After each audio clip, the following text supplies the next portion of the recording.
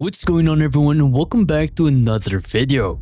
This time I want to talk more about the 7 things I want Elder Scrolls 6 to have on release. And let's be real now, it's been 7 years since the teaser trailer dropped? At this point, most of us have probably played Skyrim 1,000 times by now. But hey, I'm still pretty optimistic we'll be seeing something soon. Well, hopefully. While we wait though, I thought it'd be fun to go some of the features I'd love to see when it finally releases. Quick disclaimer, this is all just my opinion, so if you got your own wishlist for Elder Scrolls 6, let me know down in the comments. I'd love to hear your thoughts. Anyways, let's start the video.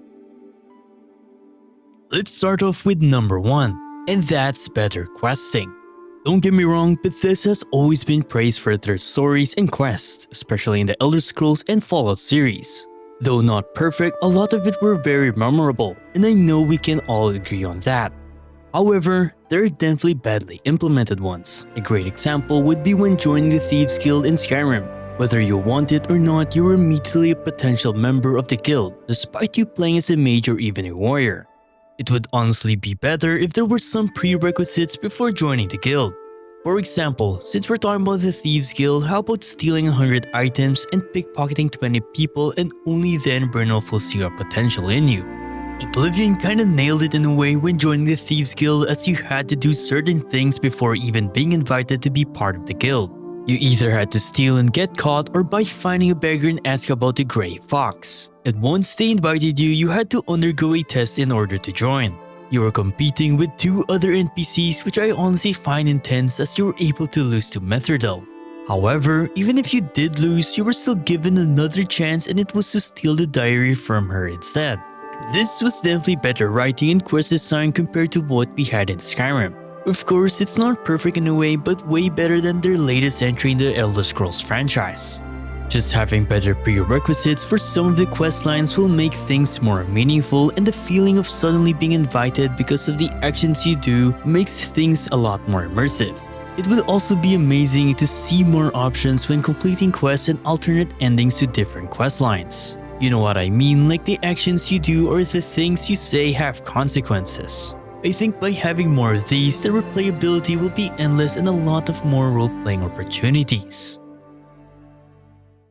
By the way, in case you don't have Skyrim or the Skyrim AE upgrade yet, you can pick them up right now at a massive discount. That's 56% off compared to what Steam currently has. What's nice about instant gaming is how fast the process is. Choose and buy a game, and a code will be shown to you for you to redeem it on Steam. There's even other games with amazing deals, such as RimWorld and its DLCs, Elder Scrolls Oblivion Remastered, and even a few more games that you might like. So if you're interested, be sure to use my link down below. Not only you get cheaper games, but you will be helping the channel out with no additional cost to you. For number 2, bigger cities and more population. I get it, back then, the hardware we used wasn't the best, and Bethesda had to cater around consoles which we know is weaker than PC hardware when it comes to overall performance. However, with the current technology, it is definitely now possible to have more NPCs and bigger cities. So for Elder Scrolls 6, I know we want massive lived-in cities. I think a great example would be Kingdom Come Deliverance 2. So I remember clearly when I first visited Kuttenberg, I was honestly surprised by the scale of the city. And if I'm being honest with you guys, I still haven't memorized where every shops are, and I still get lost if it weren't for the map. Despite its size, every area feels filled with something. A bustling market where NPCs gather, detailed shops, and so much more. It's the kind of city where you can actually get lost, stumbling into alleyways, meeting different NPCs, and feeling like there's always something going on. Another good example would be the one seen in Witcher 4's trailer. This port town actually looks bigger than Whiterun, if I'm being honest with you. And as we look back to Skyrim, it's definitely underwhelming visiting some of the major holds. For example, in Skyrim, when visiting the trading capital, you can literally run from the entrance to Dragon's Reach in less than 30 seconds. It honestly felt more of a small town than a city. But Panda, Skyrim was made back in 2011. You should use Starfield as an example. Okay, you're right, let's use Starfield as an example. Sure, Bethesda actually did a better job in terms of population, but here's the catch. Most of the NPCs you see, you can't even interact with. It honestly felt like they were just made to make the city look busy. They were basically stationary. Even if you skipped time to midnight, a lot of them would still be at the same spot, and if you thought with the upgraded version of Creation Engine, we would be seeing bigger cities. Well, sad to say, cities in Starfield are small. In fact, they seem to be slightly larger than the ones we had in Skyrim, but it was still overall underwhelming. I just hope Elder Scrolls 6 will have cities as big and detailed as Gothenburg from KCD2, and the interactions you do with NPCs all react dynamically like in Witcher 4's trailer.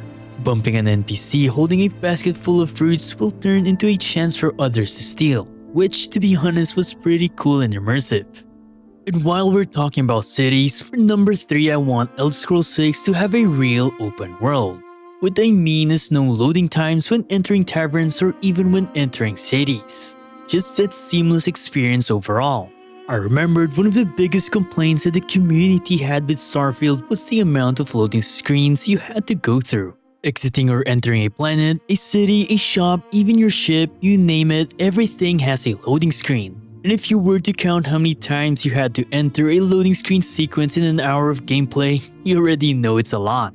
What's even more annoying is that if the user doesn't use an SSD, loading times will definitely be slower, making it annoying especially when Starfield's quests were mostly go to point B from point A and then return back, only then to travel again to point C and then return back once more. KCD2 didn't have that problem despite having a way smaller team and lower budget. Entering taverns or any building was a seamless experience. You can even hear people chatter at the other side of the wall. Just imagining Elder Scrolls 6 in a real open world setting will definitely be an epic experience. Number 4, I would like to see Elder Scrolls 6 locations and cities dynamically change as you finish certain quests or clear locations. I visually want to see the world actually changing depending on the actions and choices I make as a character or even the season of the year. Whether that's towns dynamically improving with different stages, bandit strongholds becoming a checkpoint after being cleared, seasons, or even locations changing depending on the events in the story.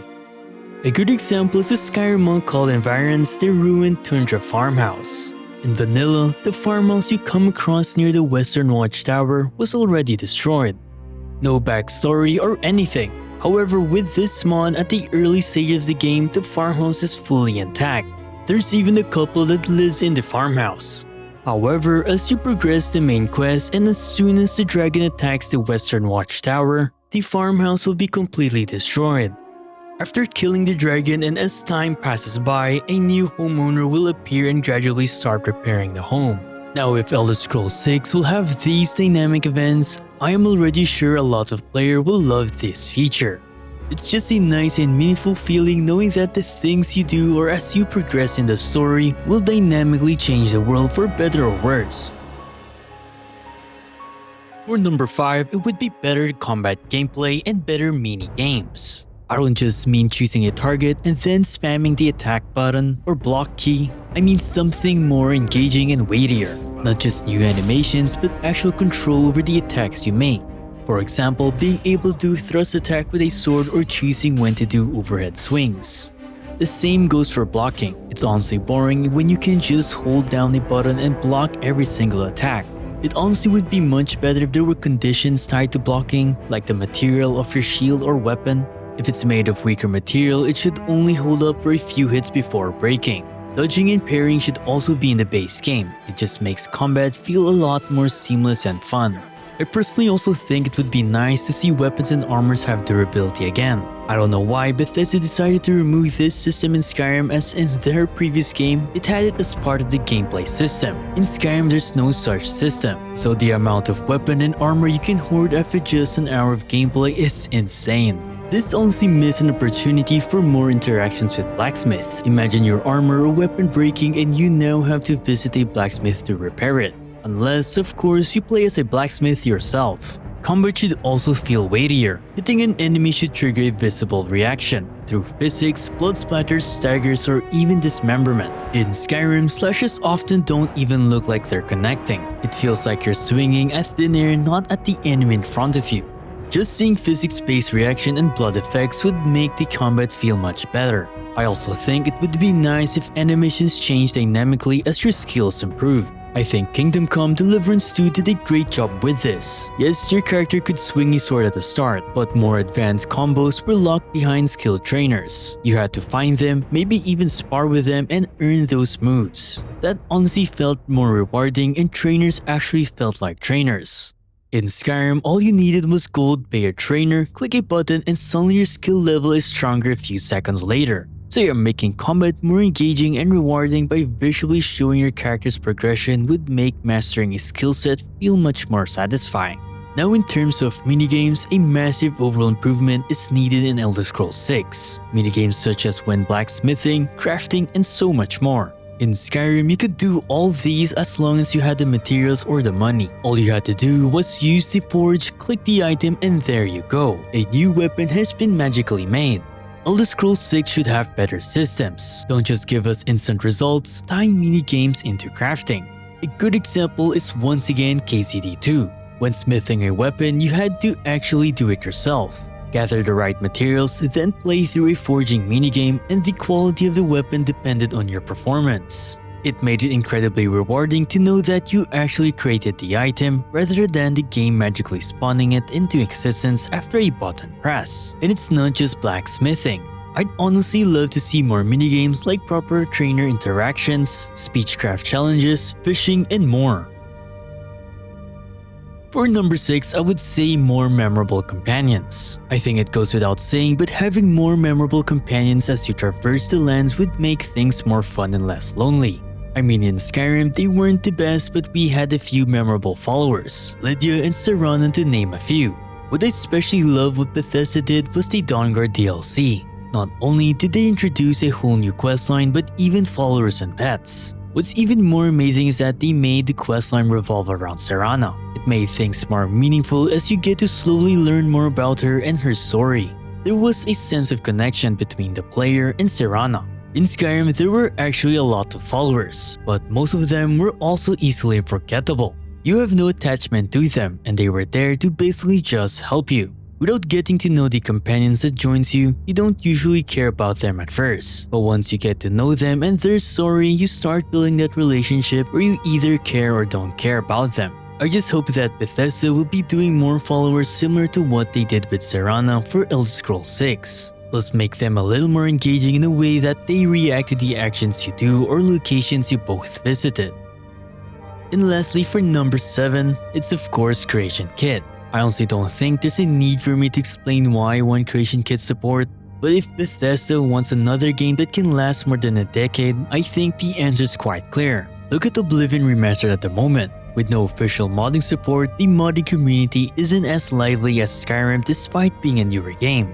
I am not saying there's no mods at all, but unlike Skyrim or other Bethesda games that have official modding support, modding Oblivion Remastered is quite limited. And don't get me wrong, Creation Kit doesn't need to be on release. A good 3-month window should be great, just like what they did with Skyrim in my opinion. If Bethesda takes too long like what they did with Starfield's Creation Kit release, I just think the time frame would be too far apart. Anyways, that's all for today's video. I hope you enjoyed this rather different type of video, and if you want to see more or even a part 2, please let me know down below. If you want to support the channel, be sure to leave a like, comment what you want or wish Elder Scrolls 6 will have, and I'll probably share some of them in a part 2 to keep the discussion going. Subscribe if you're new, and I hope to see you all in the next one.